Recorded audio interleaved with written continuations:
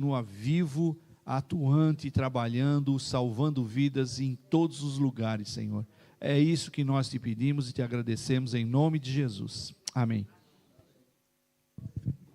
Você tem mais ou menos até umas 10 para as 11. Ok, obrigado. Obrigado. Irmãos, bom dia. Paz do Senhor. Eu queria agradecer a Deus pela oportunidade de estar aqui nessa manhã. Eu nunca estive aqui no continente europeu, é a primeira vez. E o que eu vou falar aqui, vocês podem abrir as suas Bíblias. Está em 1 de Pedro, capítulo 2, versículo 9, diz assim, mas 1 de Pedro 2, 9, diz assim, mas vocês são linhagem escolhida, sacerdócio real, nação santa, povo adquirido por Deus, para que anuncieis as virtudes daquele que o chamou das trevas para a sua luz maravilhosa.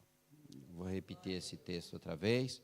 Diz assim, mas vocês são linhagem escolhido. Tem várias versões, um pouco diferente. A minha está em espanhol. Eu sou, teoricamente, um pastor hispano nos Estados Unidos. E diz assim, povo escolhido, real sacerdócio, nação santa, povo adquirido, comprado por Deus, por um motivo, para que anuncieis as virtudes daquele que o chamou das trevas para a sua luz maravilhosa.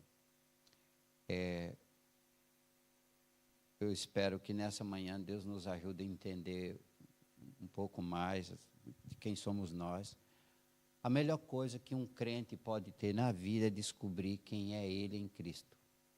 Quem somos nós em Cristo? E isso dissipa qualquer dúvida. Elimina qualquer influência satânica. Nos posiciona. Isso é um posicionamento de quem nós somos. Eu nasci... tem alguém aqui do Brasil que não nasceu na capital ou só eu? Eu nasci na roça, lá em Lagoa Grande, no estado de Alagoas. Pastor Marcos e irmã Lúcia estiveram lá conhecendo a roça que eu nasci. É que a maioria dos brasileiros todos nasceram na capital. Eu acho que só eu sou que quebra a regra. Só eu nasceu na roça também. Alguém mais aqui é da roça? Da roça mesmo. Então eu nasci lá na roça, assim. E para variar, tem assim... nasci lá na roça e com alguns diferenciais. Eu tenho 60 anos e nasci, sou filho de mãe solteira, fui adotado. Imagina isso há 60 anos atrás, como é que foi? Colocaram minha mãe de fora para casa, que negócio, fui adotado. Eu vou acelerar bastante o meu testemunho, preste atenção, porque tem a ver com isso. Quem nós somos em Cristo, independente do lugar que nós estamos. Independente da condição que nós estamos, independente da cor que nós temos, altura, estatura, se estamos bombando na internet ou não estamos. O importante é você saber quem você é em Cristo, qual é a nossa posição. Então, aí eu fui adotado numa família e acabei morando num monte de casas diferentes. Cheguei em São Paulo com 14 anos, fui sozinho com 13. E aí encontrei a minha mãe genética e depois de muitas coisas que aconteceram na minha vida, eu conheci Jesus no meio de uma crise. Eu trabalhava no Banco Bradesco, eu fazia propaganda de graça do Bradesco. Eu trabalhava no Bradesco, mandado embora. Na época eu fazia a faculdade. Todo um negócio complicado, enfim. Conheci Jesus no meio de uma crise. E aí, sabe aquele hino que diz assim, eu era cego e perdido, sem Deus e sem Jesus, quando Jesus estendeu a sua mão para mim. Eu conheci Jesus quando eu tinha 21 anos, numa igreja batista de um bairro chamado Vila Antonieta, o pastor Márcio conhece lá, me converti com 21 anos. E lá, com 21 anos, eu conheci uma adolescente de 14 anos, que hoje é a minha esposa. eu tinha 21. Desde daquele tempo, eu comecei a trabalhar com evangelismo na igreja. Depois, eu comecei um projeto de plantação de igreja lá mesmo na cidade de São Paulo, num bairro chamado Jardim Colorado. Nós tivemos o privilégio de plantar a primeira igreja ali. Eu sou um missionário plantador de igreja, não sou itinerante. Eu sou aquele camarada que chega, planta a igreja, compra terreno, constrói templo, monta a estrutura, treina a liderança, manda pessoas para o seminário, monta as questões de música, compra as cadeiras, aquele negócio, um monte de missionário também faz isso, eu não sou o único não, estou dizendo qual é o meu estilo. E depois, quando tudo está bonitinho, tudo arrumadinho, aí eu me sinto um peixe fora d'água, tem que ir embora, não tem jeito, eu vou embora. Então, aí, lá eu me converti, comecei a trabalhar com evangelismo, fui plantar igrejas aí, depois fui ser missionário no interior de São Paulo. O pastor Marcos errou um número aqui, a gente se conhece há mais de 30 anos, porque há 23... esse é o problema. E aí eu tenho um outro problema como missionário. E aí o pastor Marcos vai dizer, eu tenho 1,57 m, às vezes é 59, não sei, você vai envelhecendo, vai diminuindo. Com essa cara linda, espetacular que eu tenho, baixinho, da roça, aquele negócio todo. Eu encontrei o pastor Marcos no Instituto Haggai, há uns 30 anos atrás, não tem jeito. Por aí uns 30 anos atrás. E aí eu falei para o pastor Marcos, eu ia começar um trabalho missionário na Argentina. O que foi que você pensou mesmo, pastor Marcos? Conta aí, seja sincero. Uhum.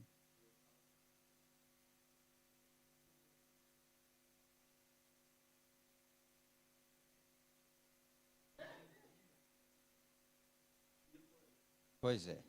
Então é assim, aí é o descrédito, é assim, eu tenho, já estou acostumado com isso, as pessoas olham para mim e não me dão um centavo. E eu acho isso, por isso foi propositadamente que eu li esse texto, quem nós somos em Cristo, quem você é em Cristo. Isso dissipa qualquer dúvida, isso me tornou a pessoa mais segura do mundo, não importa quem é o outro, não importa quem sou eu em Cristo. Nós em Cristo, nós realmente somos capazes de qualquer coisa em Cristo. Assim, essa questão de tudo posso naquele que me fortalece, ele não está dizendo que você pode comprar carro, casa, não está dizendo isso. Está dizendo que você, quem você é, quem você é capaz, não importa. Olha, a minha família é assim. O meu avô era loiro de olho azul, descendente de alemão. A minha avó, negra, descendente de índio. Ou seja, eu estou acostumado a viver com esse tipo de coisa, e assim, aí Cristo nos liberta, a palavra de Deus nos liberta a nossa mente, os nossos pensamentos, nos faz capaz, e tudo isso. E eu tomei posse disso, esse negócio receba. Eu recebi isso, eu recebi tudo de Deus, quando eu senti que Ele prometeu para mim.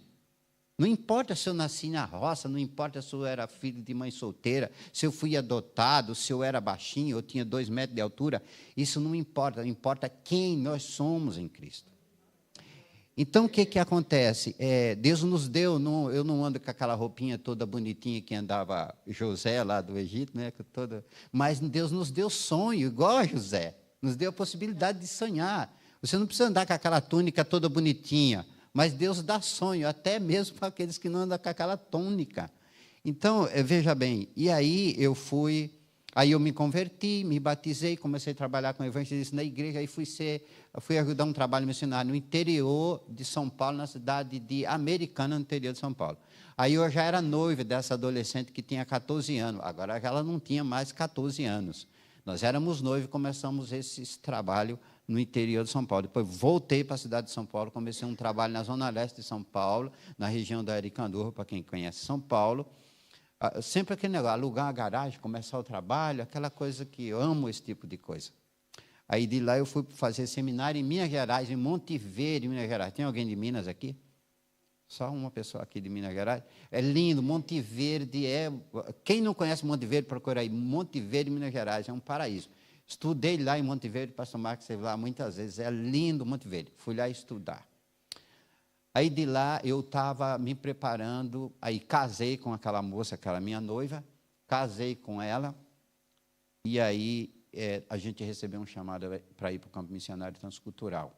E então fui estudar missiologia em Monte Verde, Minas Gerais. De lá eu pensava que eu ia para a África, fui parar na Argentina, que me disse, pastor Mário. Fui parar na Argentina sem saber falar uma só palavra em espanhol, nem graças eu não sabia falar. Enfim, aí nós fomos naquele ônibus da Pluma, tem um ônibus da Pluma com 14 caixas de papelão, eu era rico, então eu levei 14 caixas de papelão, com panela, aquele negócio tudo lá, com o Estevão, nosso filho, que agora tem 25 anos, ele tinha 1 ano, nós fomos assim. Mas como a igreja era uma igreja forte, com todas as possibilidades, a nossa igreja tem 60 membros, a metade é afro-brasileiro. Quer dizer, uma igreja de gente que não tem dinheiro, mas tem fé. Então, é assim, tudo posso naquele que me fortalece. E a igreja nos mandou com $200 de sustento. Chegamos na Argentina com $200 de sustento, economia argentina dolarizada, em 2000, começo de 2001. E aí, na Argentina, a gente passou os perrengues que vocês nem imaginam. Mas Deus nos honrou. Nós saímos da Argentina 4 anos depois. Nós plantamos 3 igrejas na Argentina. Nós compramos terreno. Fomos expulsos da cidade pelo pau. Aquela cidade de São Martim, nós alugávamos um salãozinho. Um dia nós recebemos uma carta que nós não podíamos mais estar ali. O padre nos expulsou da cidade. Nós éramos considerados hereges. Ele proibiu de que alguém nos alugasse ou vendesse qualquer coisa. Só que na cidade tinha uma mulher que fazia filme, foto de casamento, aquele negócio todo, era a única que tinha na cidade. E aí, durante uma filmagem que ela estava fazendo num casamento, ela passou na frente do padre. O padre amaldiçoou ela na frente do casamento, foi um escândalo, uma coisa feia. Ela com raiva, isso é providência de Deus, né? Deus é tremendo. Ela com raiva, no outro dia nos procurou e falou, olha, eu decidi vender o meu terreno. Ninguém vende terreno em São Martim de las Escovas. Ninguém vende. Ela vendeu um terreno de 800 metros quadrados, fiado. Eu cheguei em casa, falei para minha esposa, olha, nós estamos indo para o Brasil. Ela falou, quando? Amanhã.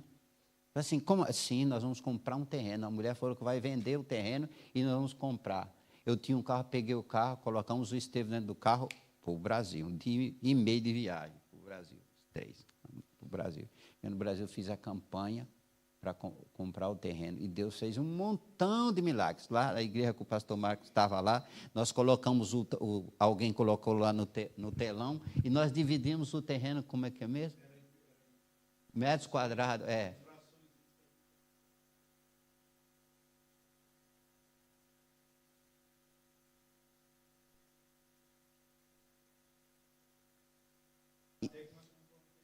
comprou o terreno todinho. E aí, o que aconteceu? Nós começamos a construir. Para resumir a história, essa igreja, hoje, ela está na 3ª ampliação. Agora, esses dias, está na 3ª ampliação. Ou seja, eles já aumentaram a igreja 2 vezes. Agora estão na 3ª. Eles têm uma rádio que pega 30 cidades pequenas no interior da Argentina. Já abriram mais umas 3, 4 congregações. Tem uma escola infantil e tem uma fundação. Essa é a igreja em São Martim de las Escovas. Então, quer dizer, eu viajava 90 quilômetros 2 vezes por semana, eu e outro doido, um missionário americano que trabalhava comigo, e a gente viajava, que é aquele lá que hoje é presidente mundial da Fundação Billy Graham. E a gente viajava 90 quilômetros 2 vezes por semana até chegar em São Martim de las Escovas. Então, aí depois nós plantamos outras igrejas, no outro lugar, no meio do mato, que se chama, no meio do nada, se chama Santa Clara de Buena Vista. Estrada de terra, a gente chegava em casa tudo amarelado, aquele negócio todo. E é interessante como as cidades do interior são místicas. Existe um misticismo incrível em cidade do interior. As pessoas acreditam que tem o morto, o camarada que morreu, foi encontrado andando não sei aonde. Misticismo domina as cidades do interior. Eu creio que no Brasil também é meio assim. Existe muito misticismo na cidade do interior. E aí, a cidade de Santa Clara de Buena Vista, hoje está lá, a Igreja Batista Príncipe de Paz, em Santa Clara de Buena Vista. A igreja vai fazer 18 anos de existência. Lá na cidade de Coronda, que foi a primeira que nós começamos, e tudo assim, Deus fazendo um montão de milagres. Uma vez eu mandei uma carta que dizia assim: aonde superabundou as necessidades, abundou os milagres de Deus. Então, assim, sempre os milagres de Deus, Deus faz acontecer as coisas incríveis. Eu montei hortas comunitárias, fiz coisas para dar comida para pobre durante aquela crise da Argentina de 2001. Passei por toda essa fase. O país entrou em estado de sítio, aquela coisa toda. Fiquei 4 anos na Argentina, plantamos 3 igrejas, então mudei para o México. Na verdade, eu ia para Belize, acabei parando no México. Fui lá para o México, começamos no México. Eu precisava de $1.500 para viver no México, só tinha 700. Fui com os 700, esperando que Deus fizesse os milagres que acontecessem. Lá no México, nós plantamos 5 igrejas, alguma do jeito que eu queria e outras do jeito que Deus queria. Aquele negócio de divisão, aquela coisa toda, né? Isso acontece. E aí, plantamos 5 igrejas na Argentina, compramos terreno, construímos. O pastor Marcos esteve lá, fez batismo lá na igreja, Manancial de Vida, chama a nossa igreja lá. E, enfim, e lá no México é assim, ele é quando você se converte, você perde a sua família. Não é só em país muçulmano. No México tem perseguição contra os cristãos. Nós somos chamados de aleluia e um montão de coisas. Tudo terminologias pejorativas contra nós. Então, a gente fazia um trabalho, assim, com as crianças nos bairros. Aí vinha as monjas, que chamam as monjas, né, as freiras, vinha lá e dizia que nós éramos do diabo. Aí aquele montão de crianças, no outro dia não vinha mais ninguém. E criança é desbocada, né? Você pergunta para a criança, por que vocês não vieram mais? Não, é que o cura mandou as monjas e elas disseram que vocês não acreditam na Virgenzita, que vocês são do diabo. Vocês não acreditam na Virgem, então vocês são do diabo. O cura disse que vocês são do diabo. Então, esse tipo... é o padre, o cura é o padre, né? E aí, obrigado pela explicação aí. E aí, durante esse período, a gente começou vários trabalhos. Eu tinha 10 pontos de pregação lá em Leão. Aí teve um deles, eu me lembro bem desse detalhe, que nós alugamos uma casa, estava muito barato o aluguel, num bairro lá, chama Colônia 10 de Maio. E aí ninguém aparecia lá, mas de jeito nenhum. Nós ficamos uns 6 meses trabalhando naquele lugar, ninguém aparecia naquele lugar. Convidava os vizinhos, ninguém aparecia. Aí, quando foi um dia lá, nós convidamos um vizinho lá. O vizinho falou, não vou lá, não. Eu não sei por que vocês alugaram aquela casa. Eu disse, não, alugamos a casa porque estava barato o aluguel. Eu falei, você sabe o que aconteceu ali? Eu falei, não sei o que aconteceu ali. O homem que morava naquela casa lá, ele andou coqueteando e saindo com a mulher de alguém lá. O marido da mulher descobriu o negócio e matou o cara. Ele morava sozinho. Ele ficou meses morto dentro daquela casa. Por isso que o aluguel estava barato e ninguém ia lá de jeito nenhum. Todo mundo sabia o que aconteceu ali, menos nós. Então, até nesse lugar, eu aluguei um lugar para começar uma congregação. Então, assim, lá no México tinha a estratégia, a gente usou muito a estratégia. É muito importante essa questão da estratégia na vida ministerial. Deus tem que revelar, o Espírito Santo de Deus nos mostra, revela o que nós temos que fazer. Se você não sabe, ora a Deus para que Ele revele, Ele mostre o que você tem que fazer. Então, o que acontece? O México é aquele país que tudo que o catolicismo fazia quando a gente era criança, lá no Brasil, as pousadas, que a pessoa anda com o santo, pedindo, com guarda-chuva, pedindo as esmolas, e também aquelas festas eu não lembro mais o nome daquelas festas católicas que tem Ave Maria, aqueles negócios todos, tudo aquilo lá tem hoje, Ave Maria, tem isso hoje lá no México, do mesmo jeito, Tudo isso continua lá no México agora. Temos o Dia dos Mortos lá, da Santa Morte, culto à morte. Tudo aquilo é uma coisa diabólica que tem no México. Eles põem as caveiras, tem igreja da morte, da Deus morte lá, aquele negócio, toda aquela coisa lá no México. Eu fiquei 8 anos no México, meus filhos cresceram no México. Conheci a cultura mexicana, aquele negócio todo lá. Então, o que acontece? Qual é a estratégia que nós vamos usar? As novenas. Lembra das novenas? Alguém lembra das novenas? As novenas. Aí, qual é a ideia? Vamos fazer a nossa novena. Então, nós decidimos fazer as nossas novenas. Então, nós juntávamos o pessoal. A minha esposa organizou um coral de crianças. Eu tenho os vídeos até hoje daquelas crianças, um coral de crianças. Nós saímos nos bairros, no mesmo dia das novenas, em todas as novenas. Íamos nós pegávamos uma van, colocava as cadeiras, levava um telão, aí nós colocávamos lá o grupo de louvor da igreja para tocar, no meio da rua. Grupo de louvor para tocar, e depois as crianças cantavam, e aí teve algumas polêmicas lá, porque tinha uma música que diz assim, a Virgem Maria teve um bebê, a Virgem Maria teve um bebê, a Virgem Maria teve um bebê, e puseram seu nome, Jesus. Então, é uma música cristã, evangélica. Então, essa música era muito atrativa, porque falava, o que dizia a música? Dizia que a Virgem Maria teve um bebê, e puseram o seu nome, Jesus, o Deus da glória, o Deus do amor, o Deus salvador. Era tudo isso que dizia na canção. Não, eu não preciso dizer para vocês que os outros crentes sentaram a lenha em nós, dizendo que nós estávamos ali adorando Maria. Nós não estávamos adorando, nós estávamos contando. Maria teve um bebê ou não? Pois que nome?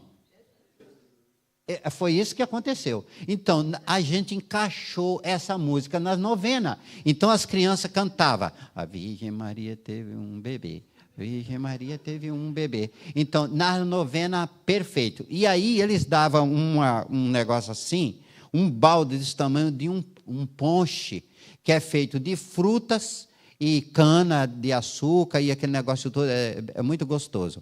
Aquele suco lá, aí nós dávamos o suco e pacotinhos de doce para as crianças. Nós fazíamos igualzinho que eles faziam. Aí no final, eu fazia uma mensagem pequena de 5 minutos no final. Mas antes, a gente passava o filme Jesus. Então, o pessoal via. Então, nós encaixávamos o coral de criança, o filme Jesus, um filme maravilhoso sobre Jesus. Perfeita estratégia. Então, a gente fez isso anos e anos e anos, isso. Uma coisa maravilhosa. Nós tivemos igreja em pizzaria. O pastor Marcos esteve lá na pizzaria. Nós começamos igreja em pizzaria. Nós começamos igreja num monte de lugar. Em qualquer oportunidade, nós estávamos dentro. Nós fazíamos conferência para empresário, enchia de gente. A gente alugava os hotéis mais caros da cidade e fazia conferências lá e ia muita gente. Eu creio que o Espírito Santo de Deus precisa e nos dá revelação do que nós precisamos fazer. Nós precisamos fazer uma leitura do que a comunidade em que nós estamos inseridos, qual é a necessidade dessa comunidade. Olha, o ano passado esse ano, são estatísticas nos Estados Unidos, que durante esse ano de 2022, se suicidaram 70 mil pessoas nos Estados Unidos. No mundo inteiro, o número de suicídio nunca esteve tão alto. Esse ser humano tão materialista, que só pensa em comprar isso e aquilo. Você sabe qual é o produto que mais o ser humano compra? Alguém pode imaginar? Não. Então, eu vou dizer, é remédio e antidepressivos. É o que mais o ser humano compra. Depois da comida, o que mais ele compra é remédio e antidepressivo. O ser humano está morrendo. O ser humano está triste. O ser humano ele está no meio de uma crise que eles não conseguem entender. Os pais não sabem mais o que fazer com os filhos. Os filhos não obedecem mais os pais. Existe um sentimento de frieza total na humanidade. O ser humano se tornou uma máquina fria. Só pensa em trabalhar e comprar e trabalhar. Já não existe mais tempo para nós. Nós estamos comprometidos com o mundo material. O mundo material invadiu a nossa vida. Então, a igreja precisa entender que nós estamos no mundo mais perdido, acho, da história da humanidade, é esse aqui. Agora, nós temos um problema grave com esse AI, que é essa artificial AI. E esse AI, ele pretende destruir o ser humano e vai destruir o ser humano. Então, o que acontece? A igreja tem outros probleminha. Quais são os outros probleminha? Nós temos os problemas das pessoas decepcionadas com o cristianismo. Crentes dando um mau testemunho, não tem nenhum compromisso com a santidade. Aí nós temos um outro grupinho na nossa panelinha de cristão, uns camaradas chamados crente progressista. Eles são os caras liberal, intelectual, eles sabem tudo. Eles sabem de teologia, eles questionam os pastores, eles questionam todo mundo, eles sabem tudo.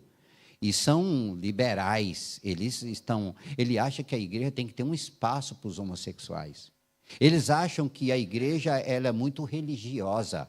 Ele acha que, assim, duas palavrinhas, eu estava conversando com o pastor Marcos, duas palavras que foram trabalhadas bem lá nos quintos do inferno. Uma é respeito, e aquela que o diabo desenhou chama tolerância. E o ser humano precisa ser tolerante. Nós não precisamos ser tolerantes. Nós não podemos tolerar o mal. Quando você está falando de tolerância, você está dizendo que você deixa o ser humano fazer o que ele quiser, isso não é problema seu. Mas Deus, Ele nos criou de maneira interdependente.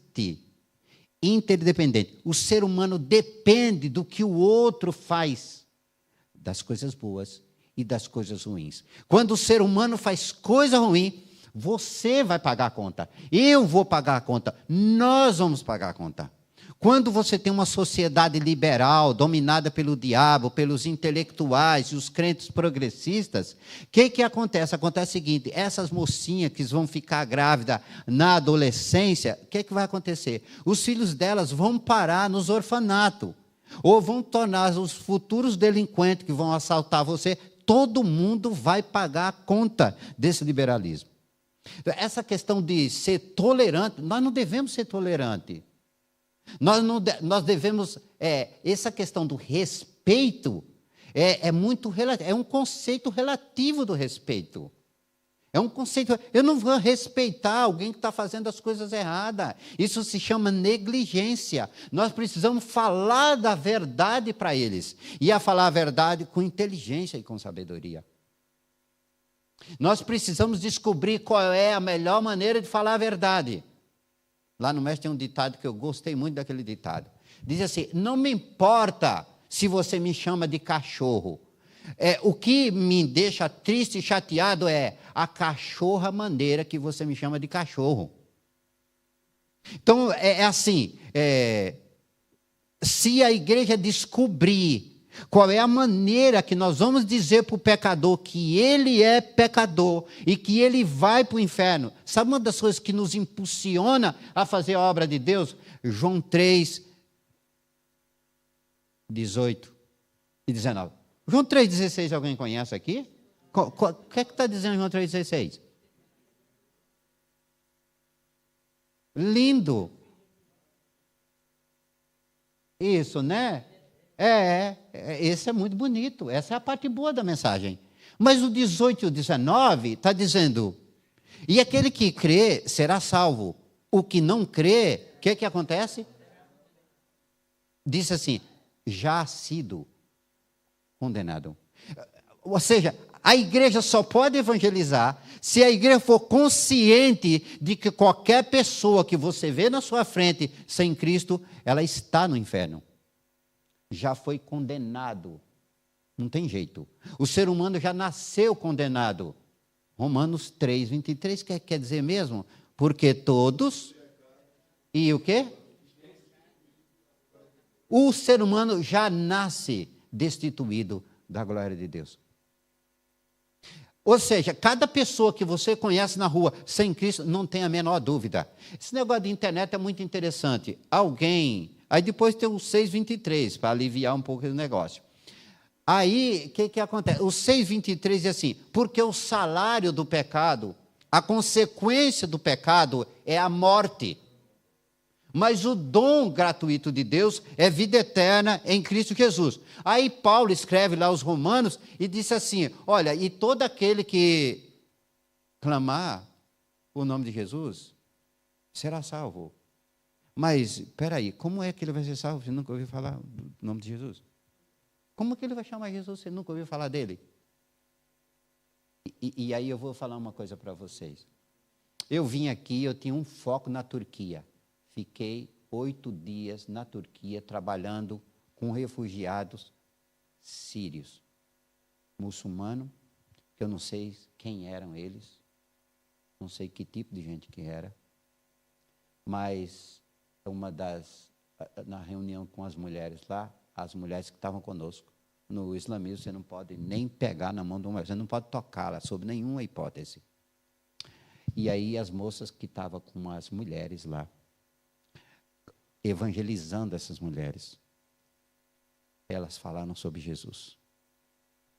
Falar sobre Jesus para alguém no mundo muçulmano é quase um crime. Falar sobre um Deus que não seja Maomé e Alá, que Alá na verdade é Deus em árabe. Falar sobre a possibilidade de um Cristo que é Deus e Senhor e Salvador é um negócio tão impactante, tão chocante, que vocês não conseguem imaginar. E elas falaram numa inspiração tão profunda do Espírito Santo.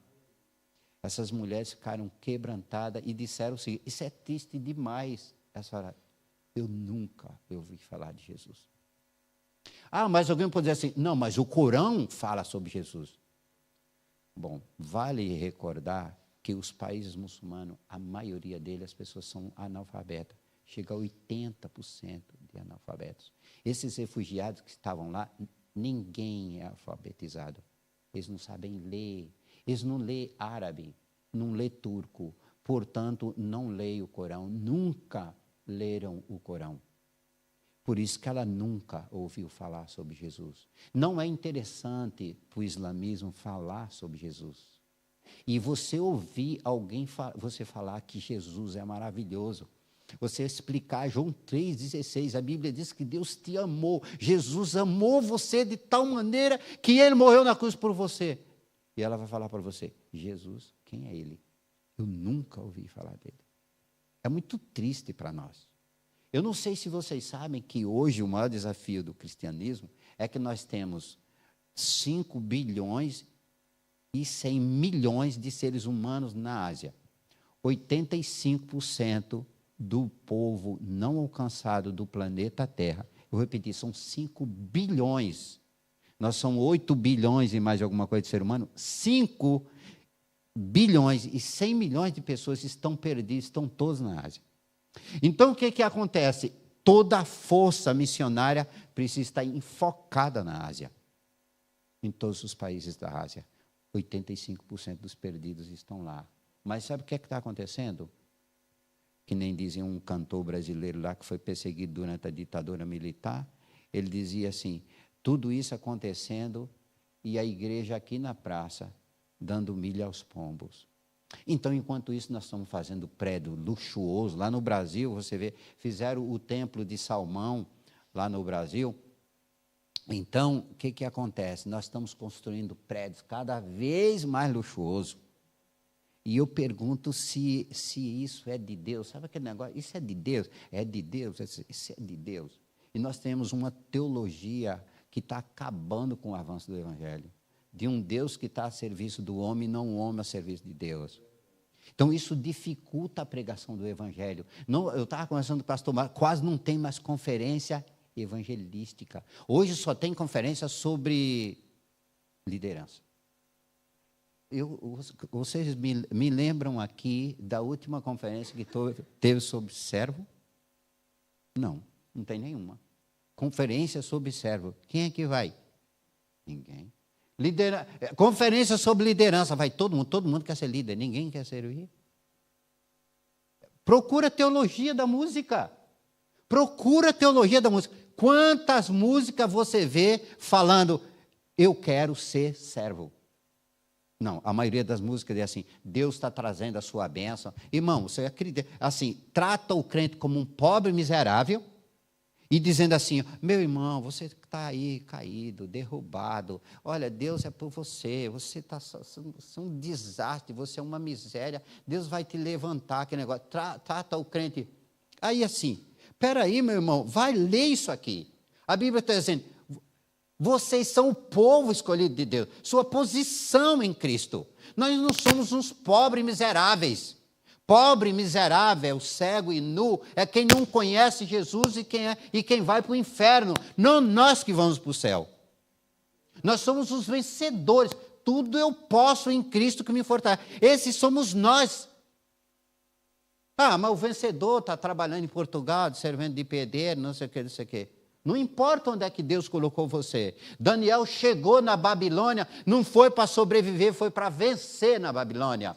E sabe por que Daniel venceu na Babilônia? Porque ele sabia quem era ele em Cristo. Ele chegou na Babilônia, ele chegou disposto a não comer as comidas do rei. Ele falou, não vou comer isso.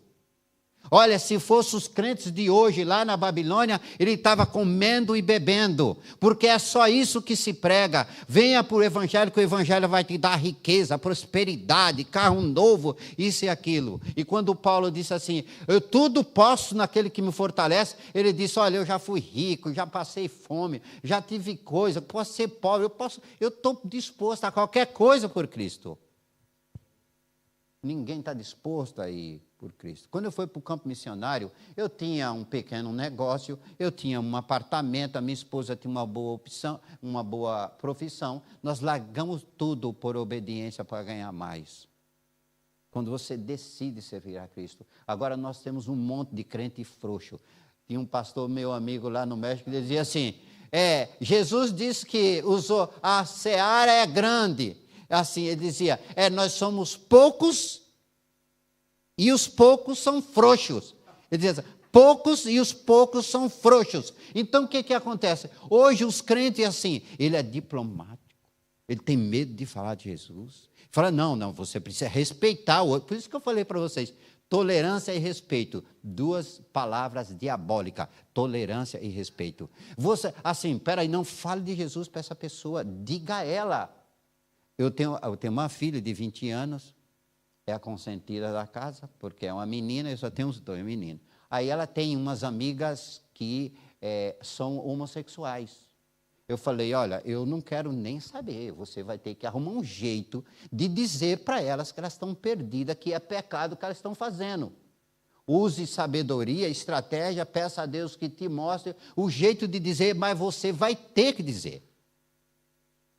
Vai ter que dizer, não se importe se você vai perder a amizade dela. E se ela morrer amanhã, ela vai para o inferno, é sua responsabilidade. Elas estão indo para o inferno. Esse é o problema. João 3, 18 e 19. João 3, 17 diz assim, porque o Filho do Homem não veio para condenar o mundo, mas veio para que o mundo fosse salvo por ele. É isso. Eu quero terminar dizendo o seguinte. Nós precisamos pensar que você está aqui nesse país porque Deus te deu por um propósito. Número 2, nós precisamos aumentar o nosso investimento no reino. Nós precisamos de mais pessoas, nós precisamos de mais oração, nós precisamos de mais dinheiro quer recurso. Nós precisamos aumentar todas as situações. E nós precisamos de mais gente no campo missionário. Jovem, adulto, não tem. Nós precisamos disso. Assim como está, não dá. Assim como está, não dá. Não é possível que os pastores fiquem fazendo apelo para os crentes para a igreja. Não tem isso. Você tem que sentir essa necessidade de ir. Você precisa sentir essa necessidade de servir a Deus, de fazer mais, deixar um legado na sua vida aqui. Não vá embora desse mundo sem deixar nada. Procure uma pessoa, se aproxime dela, comece a evangelizá-la, compartilhe a sua fé, ame essa pessoa, ajude. Bom, eu precisava mais 2 dias. Vamos ficar de pé, eu queria orar. Vamos orar. Senhor, nós queremos te agradecer por esse tempo aqui. Nós te pedimos que nos ajude a ser bons filhos, bons servos. Entender que tem muita coisa para fazer. E o Senhor está nos dando o privilégio de fazê-lo. Usa as nossas vidas para que o teu nome seja glorificado, honrado através delas. Abre os nossos olhos para ver o que nós não estamos vendo. Muda, Senhor, esse jeito egoísta e nos ajuda a ver com os teus olhos, sentir com o teu coração. Obrigado por esse tempo aqui. Abençoa esse teu povo nesse lugar. Que eles, meu Deus, se expandam por toda a terra. Em nome de Jesus. Amém. Obrigado pela oportunidade. Eu passei 10 minutos do tempo pré-determinado. Deus abençoe.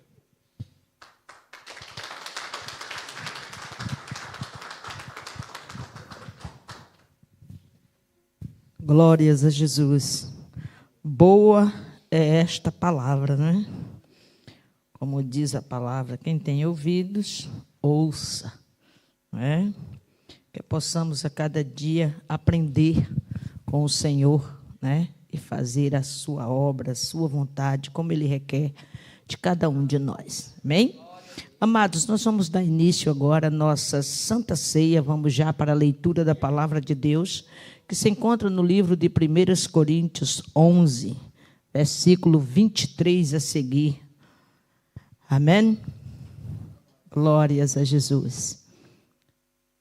Quem tem Bíblia, abre as suas Bíblias. Quem não tem, olha para a tela, que eu creio que o irmão Pedro vai colocar ali. Eu vou ler aqui na minha versão. Amém?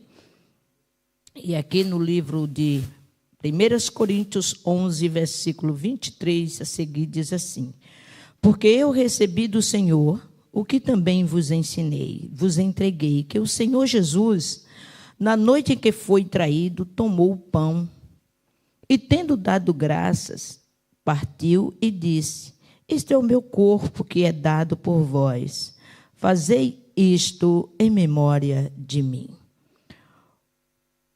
Por semelhante modo, depois de haver ceado, tomou também o cálice, dizendo: Este cálice é a nova aliança no meu sangue. Fazei isto todas as vezes que beberdes em memória de mim.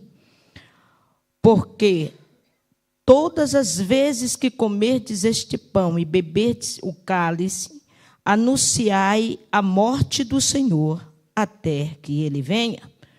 Por isso, aquele que comeu o pão ou bebeu o cálice do Senhor indignamente será réu do corpo e do sangue do Senhor. Examine-se, pois, o homem a si mesmo, e assim coma do pão e beba do cálice. Pois quem come e bebe sem discernir o corpo, e quem come e bebe não discernir no corpo, todos traz juízo sobre si. Amém? Amados, quem pode participar da Santa Ceia? Aqueles que estão em comunhão com o Senhor, aqueles que são batizados nas águas. Muitas das vezes, e uma das coisas que muitas das vezes nós esquecemos de fazer, Muitas das vezes nós pecamos, porque nós pecamos todo santo dia, né? Todos pecam.